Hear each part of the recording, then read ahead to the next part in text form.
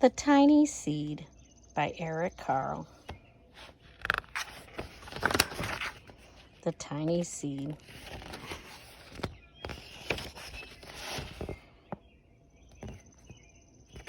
It is autumn. A strong wind is blowing. It blows flower seeds high in the air and carries them far across the land. One of the seeds is tiny, smaller than any of the others. Will it be able to keep up with the others? And where are they all going? See that tiny one? I love how Carle makes his pictures. One of the seeds flies higher than the others. Up it goes. Flies too high and the sun's hot rays burn it up. But the tiny seed sails on with the others. That's silly. Another seed lands on a tall and icy mountain. The ice never melts and the seed cannot grow. The rest of the seeds fly on, but the tiny seed does not go as fast as the others. See how far back it is? It's a little far back. Now they fly over the ocean. One seed falls into the water and drowns. The others sail on with the wind, but the tiny seed does not go as high as the others. Look at the pretty colors he put in the water. One seed drifts down onto a desert. It is hot and dry and the seed cannot grow. Now the tiny seed is flying very low, but the wind pushes it on with the others. See?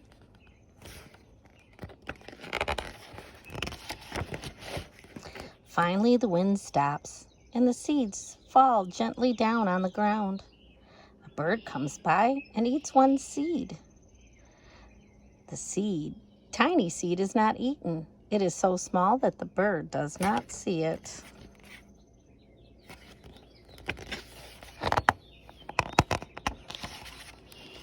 Now it is winter.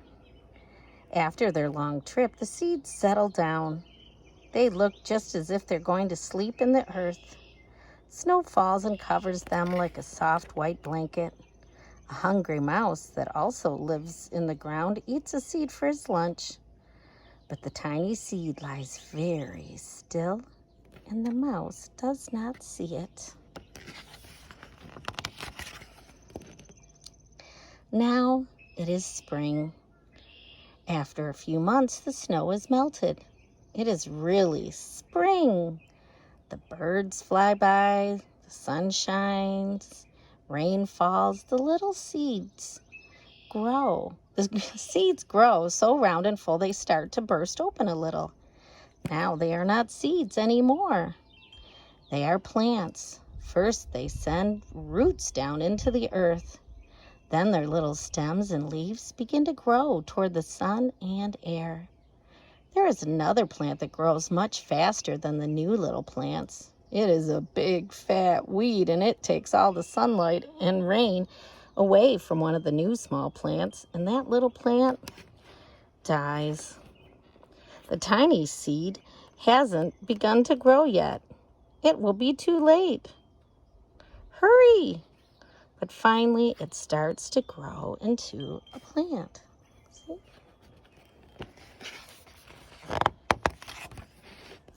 Warm weather also brings the children out to play. They too have been waiting for the sun in springtime. One child does not see the plants as he runs along and he breaks one. Now it cannot grow anymore. The tiny plant that grew from the tiny seed is growing fast, but its neighbor grows even faster. Before the tiny plant has 3 leaves, the other plant has 7. And look, a bud, and now even a flower. But what is happening? First, there are footsteps. Then a shadow looms over them. Then a hand reaches down and breaks off the flower. A boy has picked a flower to give to a friend.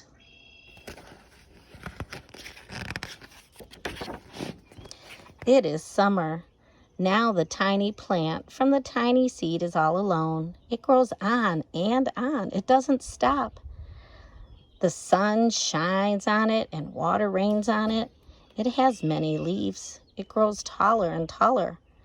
It is taller than the people. It is taller than the trees. It is taller than the houses. And now a flower grows on it. People come from far and near to look at this flower. It is the tallest flower they have ever seen. It is a giant flower. All summer long, the birds and bees and butterflies come visiting. They have never seen such a big and beautiful flower.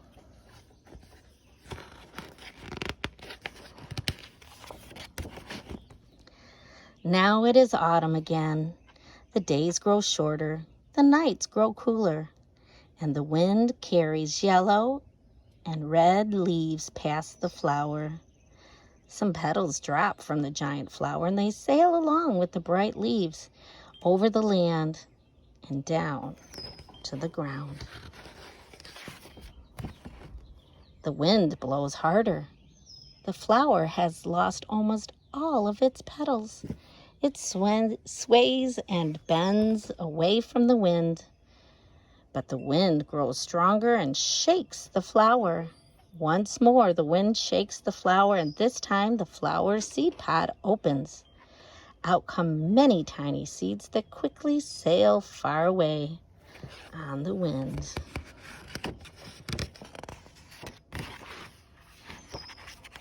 And what did you think about that story? Did it seem like a true story or a pretend story? I always love Eric Carle's books because the illustrations are so beautiful. That is a fun story. I hope you liked it.